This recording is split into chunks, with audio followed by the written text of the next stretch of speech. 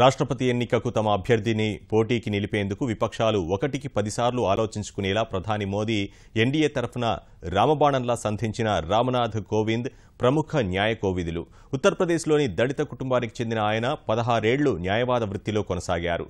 కేంద్ర ప్రభుత్వ న్యాయవాదిగా పనిచేశారు. 12 ఏళ్లు ఎంపీగా పనిచేసిన ఆయన ప్రస్తుతం బీహార్ గవర్నర్గా విధులు నిర్వర్తిస్తున్నారు.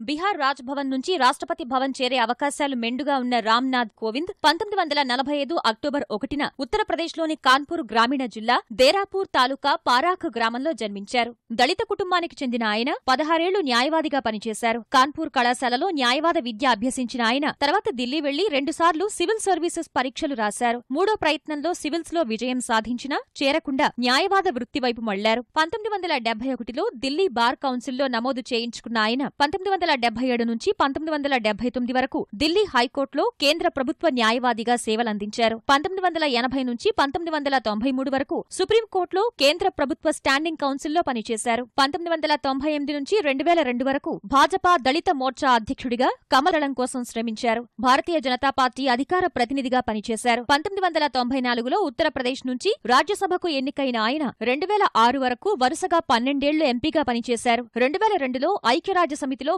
భారత్కు ప్రాతినిధ్యం వహించిన కోవింద్ ఐరాస సాధారణ సభలో ప్రసంగించారు. రాజ్యసభ సభ్యుడిగా తన ఎంపీ లార్డ్ నిధులతో ఉత్తరప్రదేశ్, ఉత్తరాఖండ్లో గ్రామీణ ప్రాంతాల్లో పాఠశాలలకు భవనాలు కట్టించారు. ఎస్సీ, ఎస్టీ సంక్షేమానికి సంబంధించి కమిటీ సహా అనేక పార్లమెంటరీ కమిటీల్లో సభ్యుడిగా రామ్నాథ్ కోవింద్ పనిచేశారు. లక్నోలోని డాక్టర్ బిఆర్ అంబేడ్కర్ విశ్వవిద్యాలయానికి చెందిన బోర్డ్ ఆఫ్ మేనేజ్మెంట్లో సభ్యుడిగా పనిచేశారు. ఐఐఎం కోల్కతాకు చెందిన గవర్నర్ల బోర్డులో సభ్యుడిగా సేవలందించారు. 2015లో రాష్ట్రపతి ప్రణబ్ ముఖర్జీ రామ్నాథ్ కోవింద్ ను బీహార్ గవర్నర్గా నియమించారు. 2015 ఆగస్టు 16న బాధ్యతలు చేపట్టారు. ప్రస్తుతం ఆ పదవిలోనే కొనసాగుతున్నారు.